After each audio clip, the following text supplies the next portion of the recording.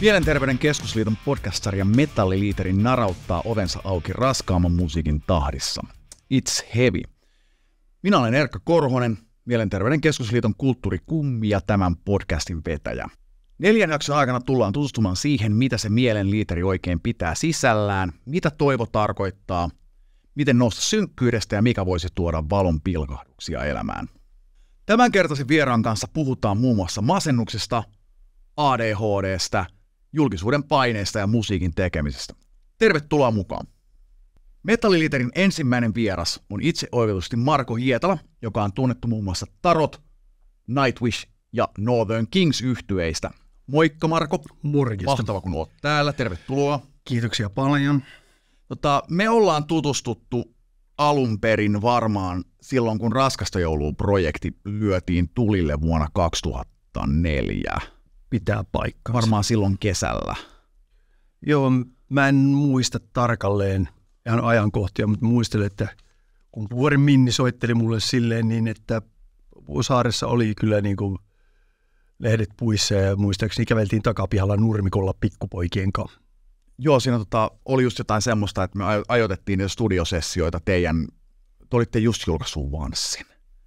Ja teillä oli joku tommonen pohjoismainen rundi, ja jenkkirundia oli pukkaamassa, niin niiden kanssa plarattiin, että saatiin ne lauluäänitykset tehtyä. Joo, se kuulostaa tutulta. Koko ajan on aikatauluja ja koko ajan kiire. 19 vuotta. Se on aika hyvä määrä vuosi. Se on jännä, meidän lapset on hirveän isoja jo, mutta me ei olla vanhennuttu yhtään. Joo, se on kyllä hemmetin hyvä. Mä en tiedä, mikä tämä nuoruuden lähteen salaisuus on, mutta meillä on se. Just näin. Tämähän jo itsessään tämmöinen ajattelumalli niin pystyy antamaan ihmiselle toivoa, mutta hei, mitä toivo tarkoittaa sulle? Toivo? No, se tarkoittaa sitä, että niin kuin ihan perusarkisista asioista voidaan siirtyä eteenpäin sen toivon kautta. Eli niin kuin, mikä nyt meillekin on, kullekin meistä on sellaista tärkeää, että odotteleeko sitä lomaa vai viikonloppua vai odotteleeko sitä, että tänä iltana saa pizzaa. Se on ihan mitä tahansa, mutta toivo liittyy kyllä aika vahvasti sellaisen niin kuin ihmiseloon joka päivä. Koska jos tarkastelee tällaisen tieteellisen hipin näkökulmasta, niin meitä kuhisee täällä pölyhiukkasen pinnalla miljardeja ja silti me ollaan kosmisessa mittakaavassa täysin mitättömiä ja hyödyttömiä ja merkityksettömiä. Tuosta toivosta sä mainitsit niin kuin aika arkisia asioita, just se, että saako illalla mieliruokaansa tai onko sauna lämmin suunnilleen tai jotain tällaista. Sulla on ollut elämässäsi vaikeampia jaksoja myös. Joo. Niin miten tämä toivo sitten niihin liittyy? Varmaan jossain kohtaa on ollut koetuksella. On joo, siis kyllähän ei sitä voi sanoa turhautumiseksi enää, vaan ehkä enemmältikin, että mä oon ollut kyllä sellaisen totaalisen luovuttamisenkin rajapinnalla tuumaillut, että pitäisikö sitä kävellä tuonne pimeydessä tuonne syysjäihin. Mutta kun tuo vaimo ja on lapsiakin ja ne tykkää susta hömmytystä, niin ei sitä oikein niille kehtaa tehdä. Ja tällaista näin, kyllä niin kuin, jos puhutaan toivosta, niin eihän mikään muu pidä sua pinnalla niin paljon sit siinä vaiheessa kuin se, että toivoo, että asiat jotenkin tokee, niin sitten saisit kiinni niin kuin taas niistä arjen asioista, ihmissuhteista, vähän niin kuin kaikesta mahdollisesta, mitkä mulla oli kadoksissa. Ja niin. Mä tiedän, mä tulin sieltä niin kuin toivon ja tahdon voimin. Siihen pisteeseen, että viimein 20 vuoden masennus- ja ahdistuslääkityksen jälkeen havaittiin, että mulla on rakennettu mulle niin kuin hemmetinmoinen koktaili, jolla lääkittiin oireita, koska se kaikki oli kuitenkin enemmälti tai vähemmälti kiinni siitä, että nyt mä 5-6 onnistuin saamaan ADHD-diagnoosin. Mitä en kyllä lähtenyt edes itse hakemaan millään lailla tai muuta tolleen, mutta siitä vaan tuli psykiatrialliset vinkkejä, että nyt sun ehkä kandeisi käydä tuolla neuropsykologin testeissä, kun mä kuuntelen noita sun tarinoita. Joo. Ja sieltähän se napsahti. Tähän me päästään myöhemmin vielä, mutta lähinnä se, että se ei siis ole klisettää, että voi oikeasti sanoa, että tästä ei ole suunta enää kuin ylöspäin. Joo, pitää paikkansa. Kyllä se niin kuin pohjakosketus oli vahva. Joo. Että mä olin niin kuin jumiutunut sellaiseen, miten se nyt sanoisi? No mielenlaatu on sellainen, että mielikuvitus laukkaa koko ajan ja siellä pyörii paljon asioita. Se on tietysti biisin kirjoittajalle ja tällaiselle näin, niin se voi olla niin kuin hyväkin asia, tai onkin. Sitten siinä vaiheessa, kun sulla on paljon huonoja ihmissuhdekokemuksia putkeen ja huonoja asioita tapahtuu, niin kun ne valtaa sen mielikuvituksen, niin sitten aletaan kärsiä. Ja sitten sit ei enää yöllä tule nukkumista mitään, kun sun unetkin on niitä ahdistavia ja huonoja, ja niistä ei tarvitse muistaa mitään, mutta ne herättää sut kello 3 yöllä siihen, että kaikki on väärin, kaikki on päin helvettiä ja niin edelleen. Ja sitten kun joka päivä on sellaista, niin että jos sä jäät itseksesi johonkin tyhjään tilaan, ja siinä vaiheessa sellaiset niin mustat lonkerot tuolta jostain sun ajatusten syövereistä alkaa heti tunkeutua sinne tietoisen ajattelun puolelle. Ja sitten sä niin kuin henkisesti kuvittelet keskusteluja ja käyt läpi asioita, jotka ei koskaan tule oikean maailman puolelle. Just. Niin juuri nimenomaan just näistä, niin kuin, näistä asioista, että mihin se pää tarvitaan, niin niistä piti päästä eroon. Ja kyllä se sitten, kun tehtiin tosiaan niin kuin oikeita diagnooseja, niin sitten mä rupesinkin pääsemään niistä eroon siinä vaiheessa, kun mä lähdin poiskin tykkänään, että lähdin niin kuin Espanjaan, olin siellä melkein kokonaan 1,5 vuotta erossa kaikesta mahdollisesta, mitä maailma vaati. Ja se oli erittäin hyvä. Ja sitten oikeat diagnoosit tietysti ja oikeat lääkitykset, ne jeesas. Eli toisin sanoen mä oon tällaisten niin kuin erinäisten oman tahdon ja toivon ja sitten näiden lääkäreiden ja psykiatrien ja lääkitysten ja erinäisten asioiden niin kuin kombolla tullut taas takaisin, mikä oli kyllä hemmetin hyvä. Liittyen tähän samaan, siis niin kuin, sulla on varmasti asioita, mitkä on antanut ja antaa edelleen sitkeyttä. Joo. Ja auttaa katsoa niin kuin eteenpäin. Kyllä, on niitä. Just, no mitä tämmöisiä nyt voisi olla? Voit sä antaa esimerkkejä menneisyydestä ja nykyisyydestä, koska tilanne on ollut erilainen silloin. Ehkä nimenomaan painottuen tähän nyt niin kuin tähän nykypäivään. Joo, siis nämä keinot ei välttämättä ole mitään hirveän uusia. Että niin kuin aina on kuitenkin ollut sillä niin kuin vahvasti tekemässä koko ajan jotain. Ja välillä ne tekemiset saattaa olla sellaiset, että ne näyttää niin kuin hyvinkin sellaiselta niin kuin itsekseen lepäilyltä just niin kuin pohjalta, että jos lukee kirjoja tai pelaa jotain videopelejä tai noita noin. Mutta mulle ne on ollut sellaisia niin kuin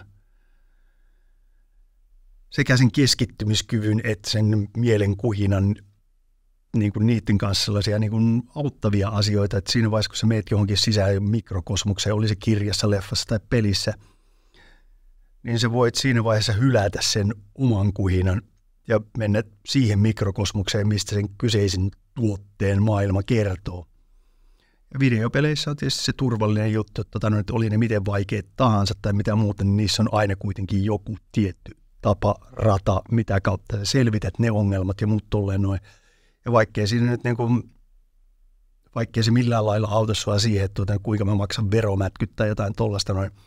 Kyllä sellaistenkin pikkuongelmia, jotka on täysin kuvitteellisia ja täysin eri virtuaalimaailmassa, niin niidenkin ratkominen, niin se luo kuitenkin sulle sellaista niin kuin hyvää fiilistä ja uskoa.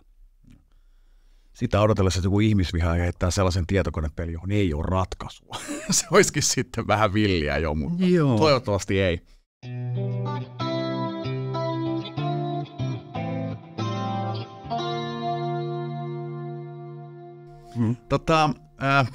Tämä masennus on ollut sulla pitkään sun elämässä niin kuin mukana.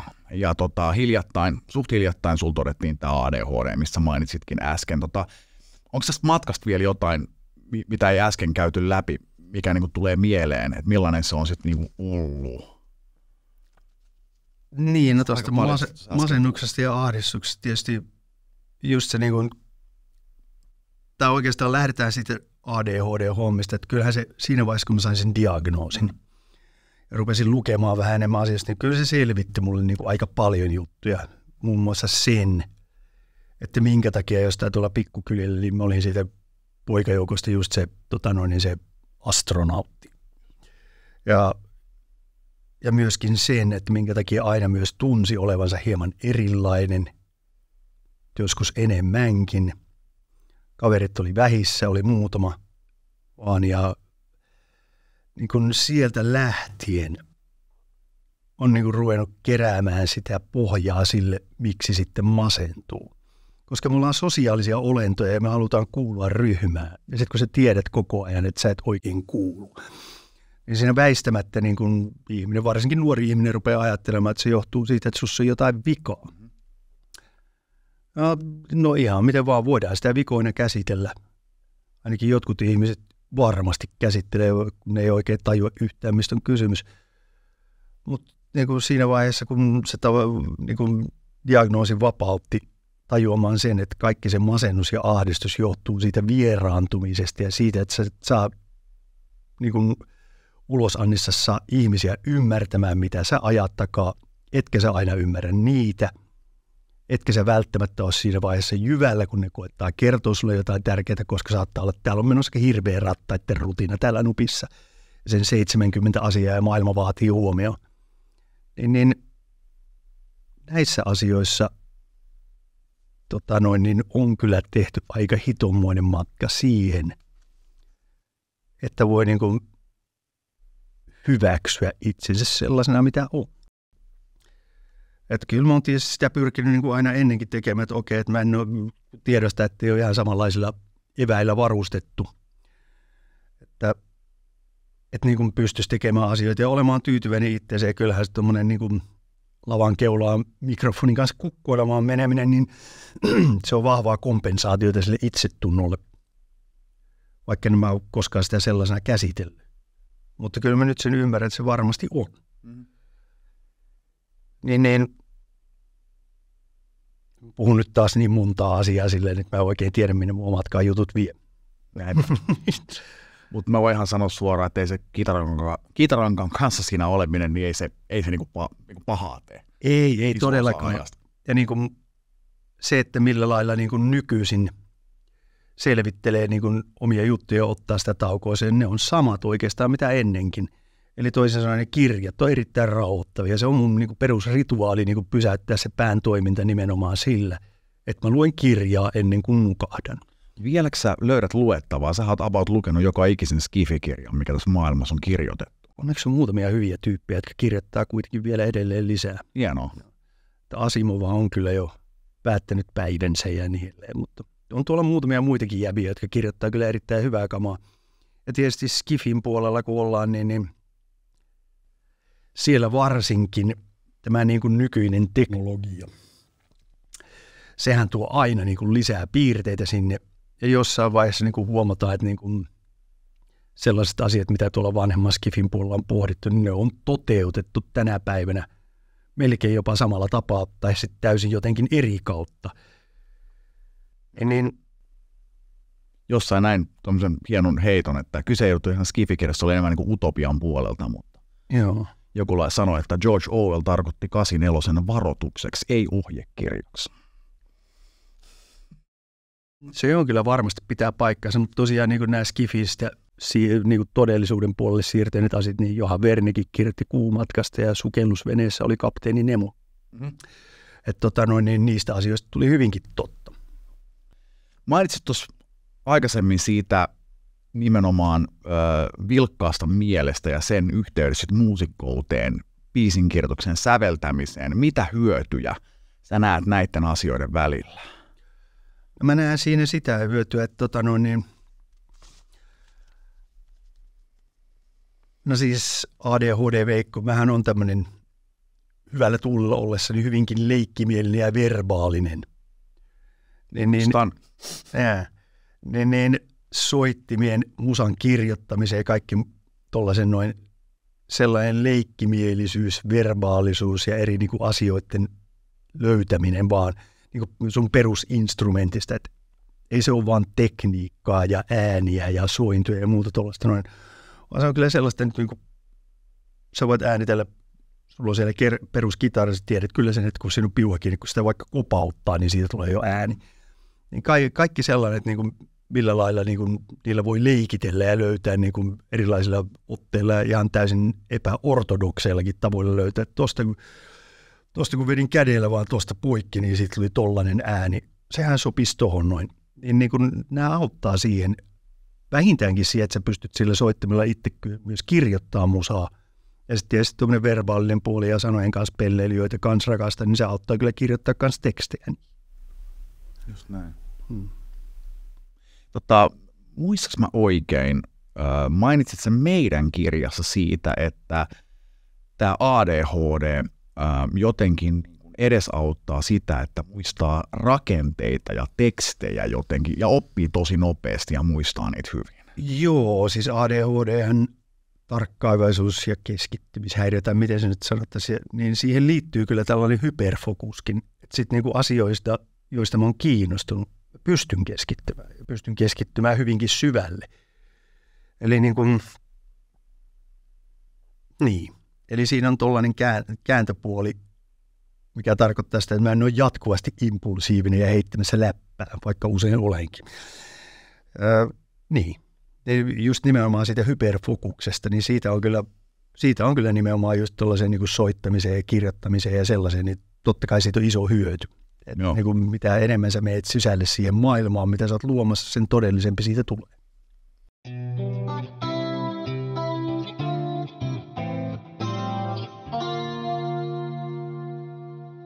Sitten suosio ja julkisuus. Sä oot nähnyt näiden asioiden varmaan joka ikisen puolen. Hyvät pahat, kaikki siitä väliltä, kaikki harmaan sävyt ja äärimusta ja äärivalkoinen. Joo. Niin kun, miten sä käsittelet sitä? Me ollaan puhuttu näistä asioista monta kertaa ja mä oon kuullut sun puhuvan koti-ikävästä ja mä oon kuullut sun puhuvan nimenomaan näistä paineista, että silloin kun asiat kasvaa tosi isoiksi, yhtäkkiä kun siihen havahtuu siihen asiaan, että sulla onkin vastuuta tosi monista ihmisistä. Se on, mä voin sanoa itsekin, että ei se ollut niin kuin nastakokemus aikanaan, kun raskaali ollut meni hommat aika isoksi, rupesi infaamaan, paljon siellä roikkuu henkilökuntaa ja niin kuin näin. Ja sitten kun rupeaa miettimään sitä, että tosiaan, että niinku siitä, että me viedään projekti lavalle tänään, siitä on kiinni näiden kaikkien 30, 40, 50 tyypin palkat niin edelleen, niin se on aika karsea niin kuin havaita se.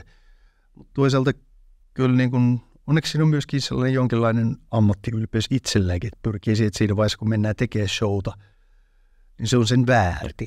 Sekä niille kuulijoille ja ne, jotka ovat olleet siellä duunissa, ei tunne olevansa duunissa niin kuin henkisellä kaatopaikalla, niin vaan päinvastoin ehkä jonkinlaisessa, miten se nyt sanoisi, henkisen rock'n'rollin kirkon puolella pikemminkin. Että tässä on niin kuin hyvä rituaali ja hyvä meno. No mä itse pyrin ajattelemaan silleen, että nämä tyypit kyllä tietää, mitä ne tekee. Että ne osaa oman hommansa. Että mun vastuu on se, että mä osaan omani. Täsmälleen. Mutta sitten taas se, että sitten suosiossa ja julkisuudessa on myös tämä henkilökohtainen aspekti. Eli puhutaan näistä asioista, että varsinkin nykyään sosiaalisen median aikana ihmiset tekee feikkitilejä, tulee kaikkea tätä tavallaan niin kuin henkilökohtaista huomioon, josta se kaikki ei ole silleen hirveän mieluisa. Lauri Tähkä jossain kohtaa sanoi, niin kuin, että menestys ja suosio ei tee kellekään hyvää. Mikä sun fiilis on? Menestys ja suosio voi tehdä sulle välillisesti hyvää sen pankkitilin kautta, mutta tietysti kaikkein pahinta menestyksessä ja suosiossa on se, että jos sä rupeat uskoa omaa julkisuuskuvaasi. Koska aika moni ihminen ei tuolla kyllä usko, ja ne menee ihan akoteille, koska se mitä susta näkyy telkkarissa tai lehdissä, ihan miten tahansa paljon kirjoitetaankin, niin se on paperinukki verrattuna siihen, että mitä oikea ihminen on, mitä sen sisällä on. Eli niin kuin, jos ihmiset uskoo niihin ja sen jälkeen naiset rupeaa lähettelemään sulle sinnikkäästi rakkauskirjettä, niin se on sellainen niin kuin harmi. Sellainen, että älä nyt enää viitsi. Mutta sitten jos sä rupeat itse uskomaan siihen julkisuuskuvaan, niin sitten sä alat tuottaa itsellesi kyllä niin kuin aika vakavaakin harmia. Että kyllä mä sanoisin, että kannattaa pitää jalat maassa ja muistaa, mistä tulee. Kyllä se varmaan on semmoinen maailma, että mä itse kelasin homman silleen, että kyllä mä niin olen aika tyytyväinen, että noi kaikki jutut, mitä tapahtui niin raskailun kanssa, tapahtui sen ikäisenä kuin mitä mä olin silloin, eikä silloin, kun mä olin 20. Joo, mä oon hyvin paljon pitkälti samaa mieltä itse silleen, että niin kuin mä olin 3-5 oikeastaan siinä vaiheessa, kun mulle rupesi niin kuin pelkästään se musan tekeminen, soittaminen lyömään leiville tarpeeksi. Eli paljon tuli nähtyä vilua ja nälkää. Mutta joo, jos se olisi tapahtunut niin kuin 20-vuotiaana, se että olisi päässyt niin kuin tonne menemään kaiken niin kuin median valokeilla ja ihmiset palvoo ja niin edelleen. Eikä kyllä sä oot nuorempana herkempi ottamaan sitä vaikutetta itseesi. Mutta kun mä olin 3-5 ja kauan nähnyt vilua ja nälkää ja oli pitänyt laskea lantteja ja tolleen noin, niin mä en enää sillä lailla niin kuin seunut siihen, vaan mä enemmälti ajattelen, että niin kuin samalla lailla kuin muutenkin itsestäni, että niin kuin, jos puhutaan tästä musapuolesta, niin kuin niistä biiseistä, soittamista, laulamisesta, niin mä oon varmasti niin kuin sellainen erittäinkin riittävän hyvä suorittaja niin kuin kaikissa niissä asioissa, mutta on aina parempia kuin sä. Ja sitten mä oon myöskin miettinyt sitä, että sitten kun mä lähden sieltä keikalta himaan, lähden vaikka omalla autolla, jos joku ei ole kaivannut ojia sinne tien viereen, niin se on tulvan vallassa, enkä mä pääse kotiin. Eli toisin sanoen respektiä ojankaivajalle. Kaikki vaikuttaa kaikkeen, eikä kukaan tee turhaa duunia. Arvotettiin se sitten omassa päässä millä tavalla tahansa. Minkä ikäinen sä olit silloin, kun Tarotin eka levy tuli? Spello vai 20. 20. Just. Et siis siitä, kun olisi lähtenyt kansainvälinen ura päälle, niin... Joo, nimenomaan. Kyllähän siitäkin saa jo niin paljon sellaista palautetta, ja tässä maassa on tämä heavy metal pioneerin asema ja niin edelleen.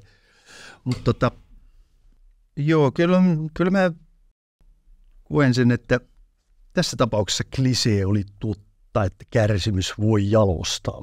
Joo, juuri näin.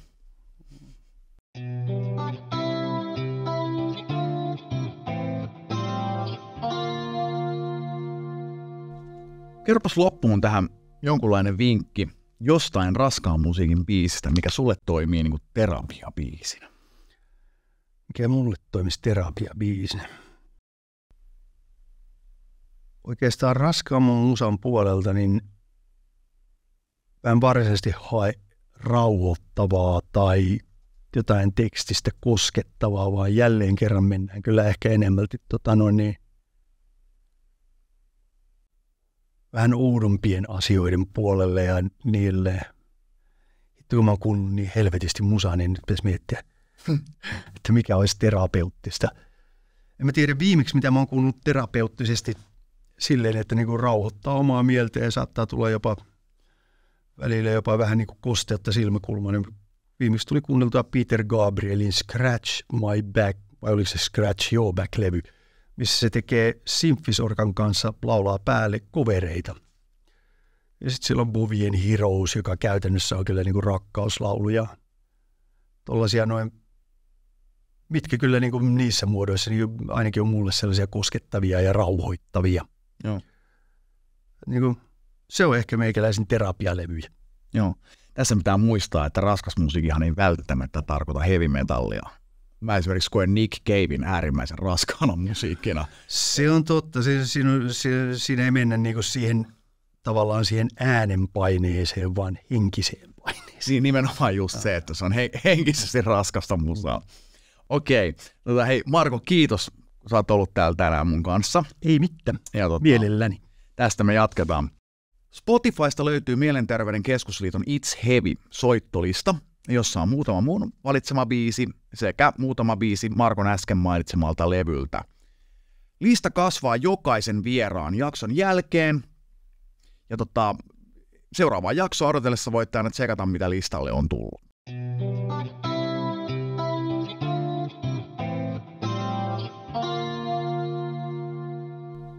Kaipaatko tietoa tai tukea mielenterveysasioissa?